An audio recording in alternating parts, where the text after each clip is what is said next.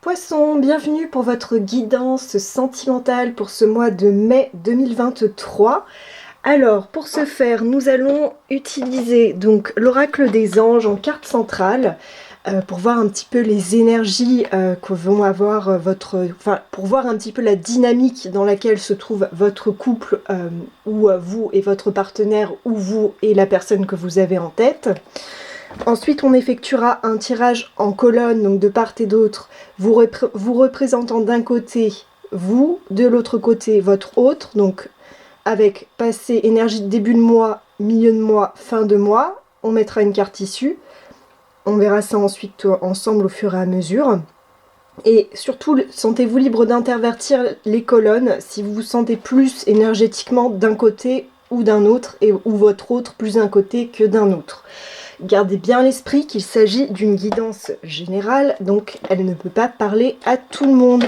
Donc d'ailleurs, n'hésitez pas à me dire en commentaire si cela vous a parlé ou pas. Ça m'intéresse et c'est toujours intéressant aussi de pouvoir dialoguer avec les autres. Donc c'est parti pour la carte centrale. Bon, il y a tout qui tombe, bon, c'est pas possible ça. Alors attendez, on va essayer de remettre un peu d'ordre. Donc, poisson, sentimental, hop. On va faire un petit peu d'ordre. Bon, il y en a une qui s'est retournée, on va la garder. Donc, relation, d'accord. Donc ça, c'est votre carte centrale, on va la lire. Donc, pour les énergies de votre couple, de la personne avec qui vous êtes ou de la personne que vous avez en tête. Donc, relation. La relation entre Dieu et vous-même est primordiale et toutes les autres en découlent. Pour établir, équilibrer ou améliorer une liaison, blottissez-vous au plus près de votre Créateur aimant. Quand vous vous sentirez aimé et sécurisé, tout le reste fleurira et sera prospère. Donc ça, c'est l'énergie centrale. Donc la carte de la relation, ça indique vraiment un travail relationnel déjà vis-à-vis de soi, vis-à-vis de son intériorité, quelle relation j'ai par rapport à moi-même, pour pouvoir ensuite créer et connecter avec l'autre. Donc nous allons effectuer le tirage, décidément, en 3 cartes de part et d'autre avec l'oracle bleu. Donc c'est parti, on y va. Excusez-moi donc pour la petite coupure, donc on reprend, c'est parti, on y va donc pour le tirage. Donc, hop, on va voir, j'ai l'impression que celle-là va là, celle-là on va la mettre là. Ok. Et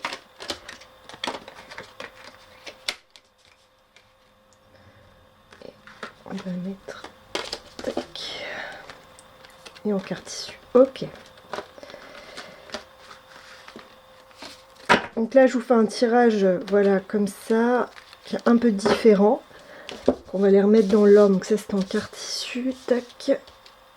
Parce que, comme je rappelle pour ceux qui ne savent pas, j'ai été opérée lourdement de la main en décembre, donc parfois j'ai des tirages qui sont un peu compliqués, parce que bah voilà, c'est manuel, hein, faut pas l'oublier. Donc voilà, donc là c'est très intuitif. J'ai étalé mon paquet, j'ai pris ce que je ressentais, voilà. Donc, vous, dans vos énergies en début de mois, donc je considère que vous vous trouvez là, vous énergétiquement, et que votre autre est là. Mais sentez-vous libre d'interchanger, si vous sentez plus d'un côté ou que d'un autre. Donc on a le monde minéral. Alors le monde minéral, c'est vraiment tout ce qui va être attrait à donc à une certaine forme d'ancrage, mais en même temps quelque chose qui est vraiment, on va dire, dans le mental. Le monde minéral, donc ça représente tout ce qui est les pierres, la lithothérapie, une certaine, comment dire, reliance, on va dire, avec des énergies profondes et intimes qui viennent toucher. Donc peut-être que vous avez d'ailleurs un attrait pour la lithothérapie, donc peut-être que c'est un conseil. Donc le monde minéral, c'est vraiment quelque chose, on va dire, de très terrien et en même temps de très relié avec le ciel. Donc on voit qu'il y a quand même un bon équilibre dans l'entrée du mois. Hop. On va dire que vous êtes connecté, on va dire, avec votre part d'intériorité, ce qui se passe à l'extérieur, vous en êtes conscient. Votre autre. Alors votre autre est dans la stérilité, donc c'est des énergies où on se sent donc emprisonné, donc comme cette femme, il y a vraiment cette idée de carcan, Là on a le symbole du 3, donc ça peut représenter vous, votre autre et donc la relation. Peut-être que votre autre se ressent dans une forme de stérilité dans la relation, c'est-à-dire qu'il ne se passe rien, qu'il a l'impression, ou elle a l'impression que c'est un peu comme la carte du désert, il ne se passe rien. Et en plus de la carte, enfin par rapport à la carte du désert, on a vraiment cette idée d'être figé et enfermé. Donc c'est vraiment pas une énergie qui est forcément très agréable pour votre autre. Alors, ensuite, vous, en milieu de mois, vous avez la carte de l'âme sœur. Donc l'âme sœur, c'est vraiment une carte qui est incroyable pour un tirage sentimental. Ça indique vraiment que vous avez trouvé votre autre, que vous êtes certain ou certaine d'avoir trouvé la personne qui résonne et qui fait écho dans votre cœur. Vous êtes vraiment face à la bonne personne. Voilà. Mais peut-être qu'il peut y avoir des doutes. Mais vous êtes en présence de la bonne personne. De l'autre côté, on a donc pour votre autre, en milieu de mois, les études. Alors peut-être que cette personne est dans une formation ou est donc dans un parcours d'études ou dans un parcours de connaissances par rapport à un domaine bien précis et cela lui prend du temps. Moi, c'est ce que je vois. Parce qu'il y a une notion de temps, de temporalité et d'accumulation de connaissances.